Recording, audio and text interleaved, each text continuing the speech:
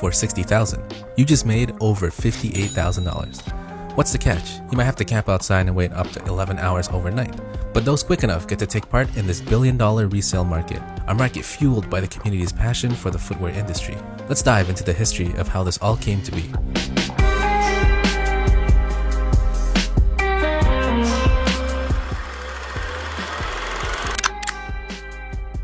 It all started in 1964 when University of Portland track coach Bill Bowerman and mid-distance runner Phil Knight joined together to import and resell high-tech running shoes from Japan. At the time, German-made shoes dominated the athletic shoe market, so Bowerman and Knight set out to provide an alternative. The original company's name was Blue Ribbon Sports, but it later changed to become Nike, which is also the name for the Greek goddess of victory. In 1971, Portland State University graphic design student Carolyn Davidson was paid $35 to design the iconic swoosh. That's roughly $200 in today's time. Now this may sound like a ripoff back then, but 12 years later, Miss Davidson received a ring with an embedded diamond in the swoosh design. She was also granted shares of Nike worth about $8,000 at the time. However, now the value of the shares are worth just shy of $500,000. In 1984, Nike signed NBA rookie Michael Jordan to an endorsement contract. They released the first model of his signature shoe, the Air Jordan 1. When it came out, the NBA banned this new shoe, but this just gave it a tremendous amount of publicity, making it a key event in Nike's development.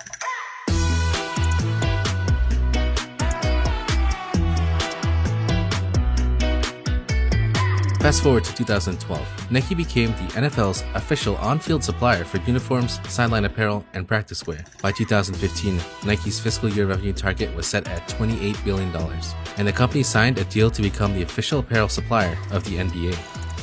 It's clear that Nike has established itself as a market leader in the footwear industry, but the question is, how?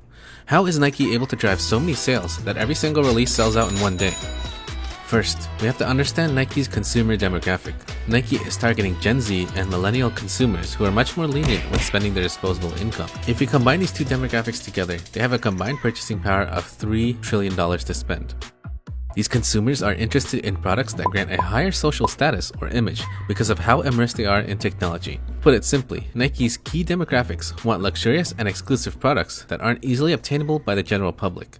And Nike knows this. Nike and other sneaker companies have perfected the marketing strategy of making any pair of sneakers become exclusive in the eyes of these consumers. They generate hype and promotion for this exclusivity in 3 different ways. First, there are incremental rollout releases. If you check the Nike Store website, you'll notice there's a launch calendar tab to check out the upcoming releases from Nike. Every single release has a launch article on the section which highlights the features of any new sneaker about to hit the market. Nike will also talk about how to get sneakers and how to ensure a smooth checkout process. So, why do they do this? It creates hype for their product. The consumers are excited and anxiously waiting for each new sneaker to release, and the sneaker is marketed in a way that screams,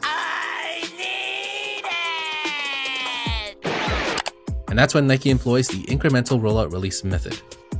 The incremental rollout release method begins by bringing a small quantity of a specific item to the market. This quantity is significantly less compared to demand for that specific item. From there, distribution gradually increases in both scope and volume through a series of ever bigger releases, teasing but never quite satisfying the sneaker community. Eventually, these original limited colors don't ever resurface, while a wide spate of similar colorways and new colorways will help convert the hype into mass market sales. At this point, the sneaker becomes a general product that any consumer can walk into the store and buy. This has been the case for a variety of sneakers, such as the Nike Air Max 97, the Air Jordan 1, as well as other sneakers from Adidas like the NMD and the Ultra Boost. It's important to note that while some incremental rollouts are intentional to drive exclusivity and hype, some are planned due to a limited production of numbers to accompany breakthrough technologies.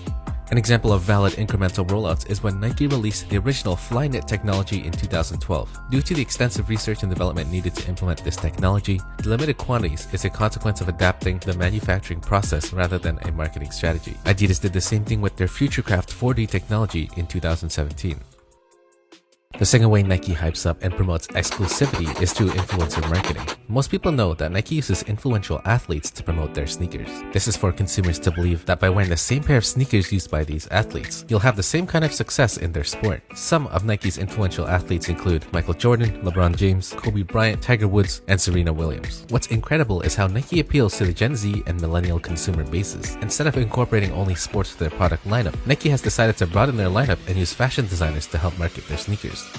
In 2014, Nike introduced Nike Lab, a section of Nike that will showcase how Nike interacts and collaborates with other innovators. Nike Lab offers limited editions of Nike's latest performance and sports style innovations that express the intersection of sport, design, and culture. Basically, this means Nike Lab wants to promote Nike in an alternative way towards fashion wear and streetwear. Through Nike Lab, they have created exclusive collaborations with designers such as Jun Takahashi from Undercover and Virgil Abloh from Off-White. These designers also promote hand-in-hand next to hip-hop culture figures working with Nike, like Drake and Travis Scott. The third way that Nike hypes up and promotes exclusivity is a consequence of two previous marketing strategies: the resale market. The resale market is an external market driven by Gen Z and millennial demand. As mentioned earlier, the supply for the sneaker release is always significantly less in comparison to the demand, leaving many consumers walking away empty-handed. With no options left to turn to, these consumers have to reach deeper into their pockets to wear a pair of these coveted sneakers. Although the retail price from Nike may range between $160 to $215, these consumers are willing to cough up 2 to 3 times the original retail price. This opens up opportunities for individuals to thrive and make a profit off of this resale market. These individuals are known as resellers to the sneaker community and cause the price of a pair of sneakers to rise drastically. Some people say the secondary market is good for the community, as both resellers and Nike get to be happy. Nike still gets to sell the shoe, while resellers get to rake in some additional profit. However, the people who can't cough up more money are still upset by the lack of supply from Nike. Here are some shoes that give resellers a nice profit margin.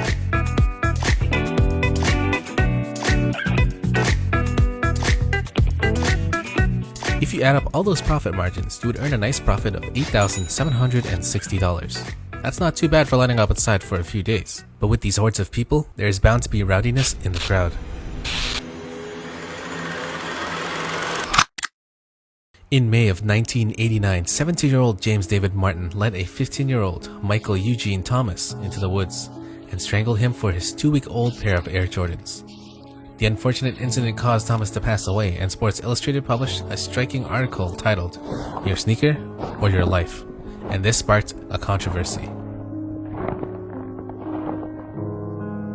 According to GQ magazine, 1,200 people lose their lives every year over sneakers. With the amount of supply for each release, it's no wonder people get riled up. And the issue doesn't end there. Here are 4 cases that took place in 2014 alone. A student at Virginia Union University was shot on his way home over his Air Jordans. The perpetrator?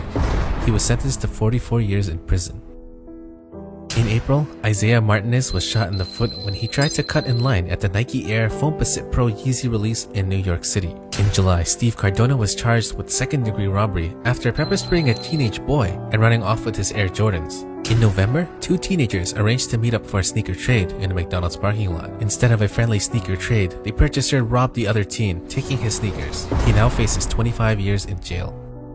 At the end of the day, this story has 2 sides. Is it Nike's fault for not supplying enough to fulfill the demands of the market? Or is it perhaps the fault of youth's ignorance who are so caught up with the idea of getting a pair of sneakers for social status?